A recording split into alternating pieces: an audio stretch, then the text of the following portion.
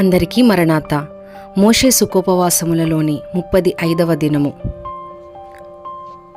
అంశము నిర్గమకాండము 1 నుండి 20 అధ్యాయములు. సారాంశము. ప్రార్థన. తండ్రి, ఈ నిర్గమకాండమును మా నిర్గమము కొరకై ఏర్పాటు చేసినావు, వందనములు.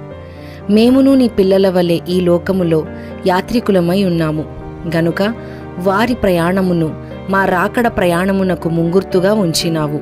నీకు స్తోత్రములు. మా ప్రయాణమునకు మమ్మును సిద్ధపరచుటకు నీ పిల్లల ప్రయాణ గ్రంథము వివరించుము. యేసు నామమున వందించుచున్నాము. ఆమేన్. మొదటి అధ్యాయము. యోసేపును అతని అన్నదమ్ములను చనిపోయిరి. క్రొత్త ఫరో వచ్చెను. హెబ్రీయులు విస్తరించుచున్నందున వారికి ఎక్కువ శ్రమలు కలిగెను.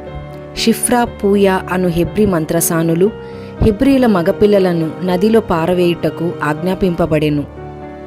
రెండవ అధ్యాయము. మోషే జన్మము, రాజకుమార్తె పెంచుట, 2 ఇశ్రాయేలీయుల కలహము, మోషే మిద్యాను వచ్చివేయుట, మోషే వివాహము చేసుకొనగా కుమారుడు కలుగుట, ఐగుప్తీయులు పెట్టిన శ్రమలను గూర్చి మొర్రపెట్టగానే దేవుడు వినుట, దేవుడు ఇశ్రాయేలీయుల యందు లక్ష్యముంచుట. మూడవ అధ్యాయము. పొదలో మోషేకు దేవునికి జరిగిన సంభాషణ. 4వ అధ్యాయము. కర్ర, చేయి అద్భుతములు చూపించుట.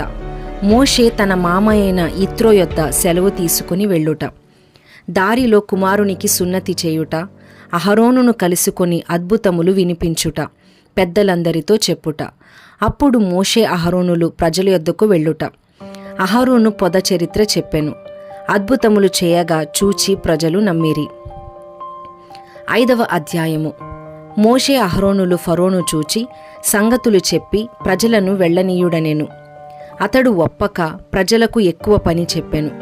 గడ్డి ఇయ్యబడలేదు. గడ్డికి మారుగా కొయ్యకాలు కూర్చుటకు ఐగుప్తు అంతా ప్రజలు చెదరిపోయిరి. గడ్డి లేదనియు నాయకులు కొట్టుచున్నారనియు ఫరోకు చెప్పుట. ప్రజలు దారిలో మోషేకు చెప్పుట. ప్రజలు మోషే మీద విసుగుకొనిరి, కాని మోషే దేవుని ప్రార్థించెను. 6వ అధ్యాయము. దేవుని బలవంతము చేత అతడు పోనిచ్చును. దాసత్వములో నుండి విడిపింతునని ప్రజలతో దేవుడు చెప్పుట. మోషే మాట వారు వినకపోవుట. ఫరో యొద్దకు వెళ్ళుమని మోషేతో దేవుడు చెప్పెను. ప్రభువా, నా మాట అతడెట్లు వినునని మోషే అనెను. పితరుల మూల కుటుంబములు వివరించబడుట. 7వ అధ్యాయము. దేవుడు మోషేతో, నీవు ఫరోకు దేవుడవు, అహరోనుకు ప్రవక్త అని చెప్పుట. ఫరోను కఠినపరుతును, సూచక క్రియలు చేతును అని చెప్పుట. అహరోను కర్ర, మాంత్రికుల కర్రలను మ్రింగుట, ఏటి నీళ్లు రక్తమగుట. 8వ అధ్యాయము. 7 రోజులకు కప్పలు వచ్చెను. ఫరో ప్రార్థన కోరెను. కప్పలు చనిపోయినవి గాని ఫరో ప్రజలను పోనీయలేదు. ధూళి పేలగుట, శకునగాండ్రు ఇది దేవుని శక్తి అనుట, జోరీగలు వచ్చుట, జోరీగలు అంతరించుట. 9వ అధ్యాయము. పశువుల తెగులు కలుగుట. ఫరో హృదయము కఠినమైనందున ప్రజలను పంపలేదు. ఆవపు బుగ్గితో దద్దురులను పుట్టించుట, ప్రజలను పోనీయకుండుట. వడగండ్లు, పిడుగుల బాధతో ఫరో ప్రజలను పోనీయలేదు. 10వ అధ్యాయము. మిడతల బాధ, ఫరో ప్రజలను పోనీయడాయెను. చీకటి బాధ. ఫరో మోషేతో, నా ముఖము చూచు దినమున మరణమౌదువనెను. నేను నీ ముఖము చూడనని మోషే అనెను. 11వ అధ్యాయము. ప్రథమ పుత్రుని మరణ ప్రవచనము. 12వ అధ్యాయము. పస్కా స్థాపన. ఇశ్రాయేలీయులు ఐగుప్తు నుండి వచ్చివేయుట. 430 సంవత్సరములు బానిసత్వము నుండి విడిపించబడుట. 13వ అధ్యాయము. తొలిచూలువి యెహోవావైయున్నవి. ఇశ్రాయేలీయులు యుద్ధ సన్నద్ధులై సుక్కోతు, ఏతాము వచ్చిరి. మేఘస్తంభము. 14వ అధ్యాయము. ఫరో వారిని తరుమగా నేను మహిమపరుచుకొందునని దేవుడు చెప్పెను. నేను మీ పక్షముగా యుద్ధము చేయుదునని దేవుడు చెప్పెను. సాగిపోవుడని ప్రభువు చెప్పెను. ఐగుప్తీయుల హృదయములను కఠినపరచుదును. ఐగుప్తీయులు నీటిలో నశించిరి. ఇశ్రాయేలీయుల విశ్వాసము వృద్ధి ఆయెను. మొదటి సణుగు 11వ వచనములో ఉన్నది. 15వ అధ్యాయము. మోషే కట్టిన జయకీర్తన. దానిలో రాయి, సీసము, దేవాలయము గమనింపవలసినవి. 14 నుండి 15 జనములు, ఫిలిష్తీయులు, ఎదోమీయులు, మోయాబీయులు, కనానీయులు భయపడుదురు అనునది గమనింపవలసినది. ఐగుప్తీయులు సముద్రములో నశించిరి.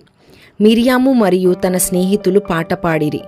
షూరు అరణ్యములో 3 దినములు ప్రయాణము, నీళ్లు లేవు అక్కడ 2వ సణుగు.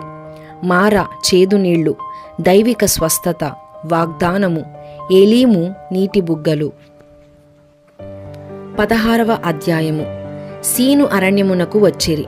3వ సణుగు, ఆహారము లేదని. మన్నా వాగ్దానము, యెహోవా మహిమ మేఘములో వారికి కనబడెను. 7వ వచనము. మన్నా ఉండదు, రాబోవు తరములు చూచుటకు మన్నాను దాచుట. 17వ అధ్యాయము. రెఫీదీములో నీళ్లు దొరకలేదు, ప్రజలు సణిగిరి. మస్సా, మెరీబా బండలోని జలము. రెఫీదీములో అమాలేకీయులు ఇశ్రాయేలీయులతో యుద్ధము. కొండ మీద మోషే, అహరోను. హూరు కొండ క్రింద యెహోషువ సైన్యము. యెహోవా నిస్సి ధ్వజము. 18వ అధ్యాయము. యిత్రో మోషే యొద్దకు వచ్చుట. మోషే యిత్రోకు యావత్తు చరిత్ర వినిపించుట. ఇశ్రాయేలీయుల విషయము. యిత్రో బలులు అర్పించుట. యిత్రో పెద్దలను ఏర్పాటు చేయించుట. యిత్రో స్వస్థానమునకు వెళ్ళుట. 19వ అధ్యాయము. సీనాయి అరణ్యములో దిగిరి. భూమి అంతయు మీది అనే అద్భుత వాగ్దానము అందుకొనుట. సీనాయి కొండ మీద దైవ బాహట ప్రత్యక్షత. ప్రజలు మేర దాటితే హాని. దీవెన.